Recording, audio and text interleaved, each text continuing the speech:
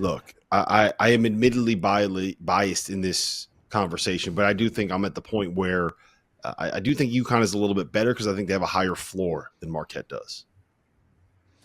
Yeah, and you're gonna make me dislike UConn as much as you want to rub it in, but I think that UConn is the best team right now in the Big East.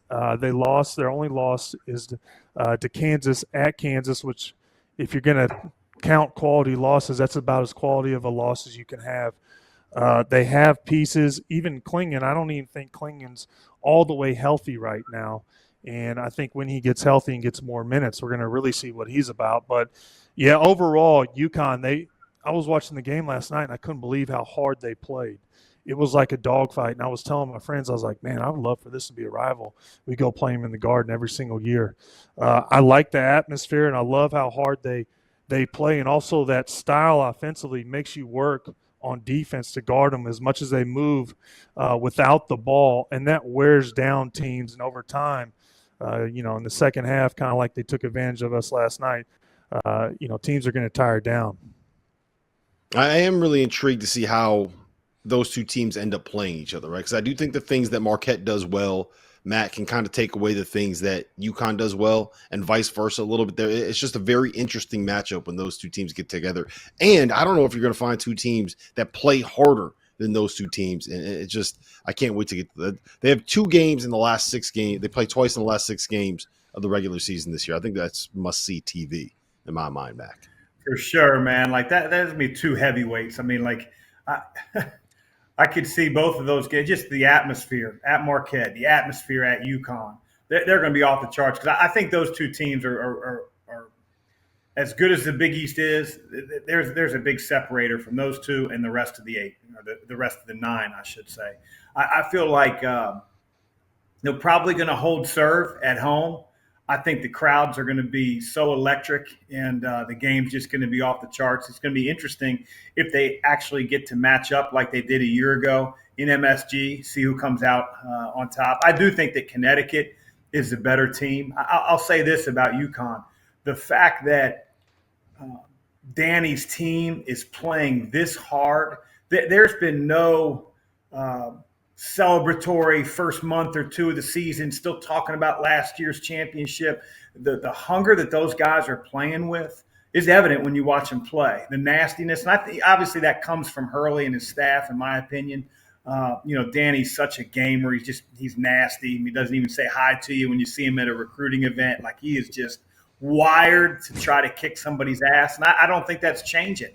And so those 2 teams are going to battle it out to the end. I think they're clearly the 2 best teams in the Big East. I'm not saying anything that anybody else doesn't know, but it's going to be fun. I didn't realize that they were 2 of their 2 games are in the last 6. That's going to be some heavyweight fighting right there. And then you're talking about Big East tournament right around the corner at the end. That's 3 times you play them in the last month.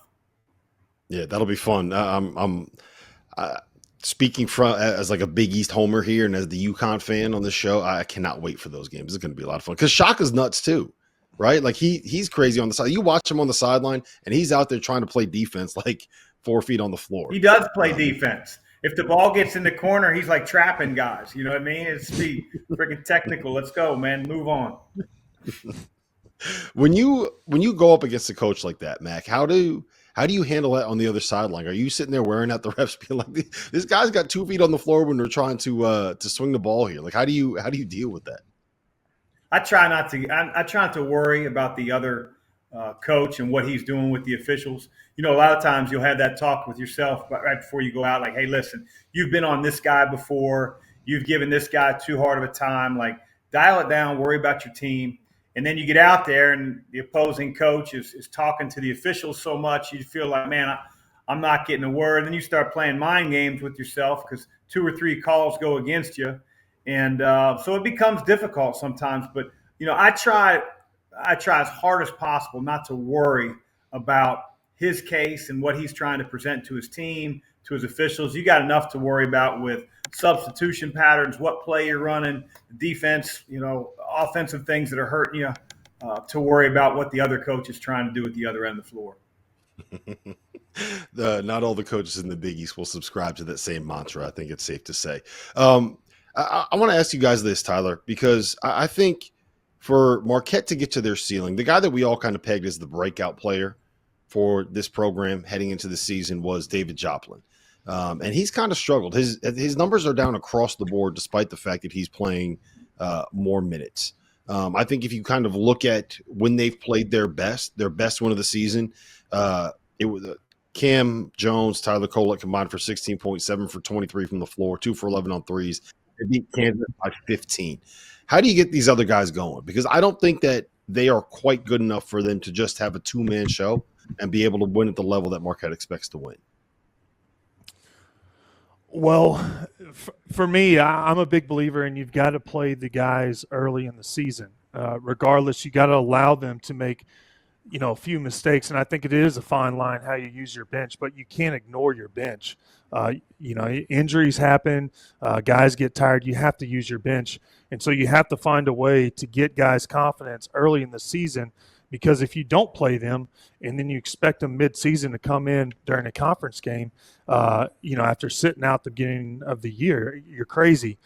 So I actually think that you've got to keep playing them a little bit regardless of their mistakes, or they're not living up to the expectations. It could be just a matter of time before their mindset switches and they start being productive on the on the court. Yeah, Matt, go ahead. How would you handle that as a coach? I mean, that's a great point that Tyler makes. If you're not playing them early in non-conference, you're going to have a difficult time trying to find time for them in conference games, especially tight ones, especially when you get on the road. Your bench tends to shrink at those points in time anyway. So you've got to play. I was a little bit surprised at Sean Jones in a blowout game. And I know it wasn't a blowout in the first 10 minutes, but it became one. He didn't even get double-digit minutes. And I think a lot of him as a player. Again, I know he's probably going in at times for Kolek, difficult sub, but I think he can time on the floor and try to expand your bench as much as possible this time of the year. And again, it's in context. Think about what happened. They just came off the Wisconsin one. Again, I think that the deeper that you can go, the better, and then that'll help you in conference play. Yeah, well, listen, I think that we can all agree those Marquette UConn games are going to be two of the best games we see in college basketball this season.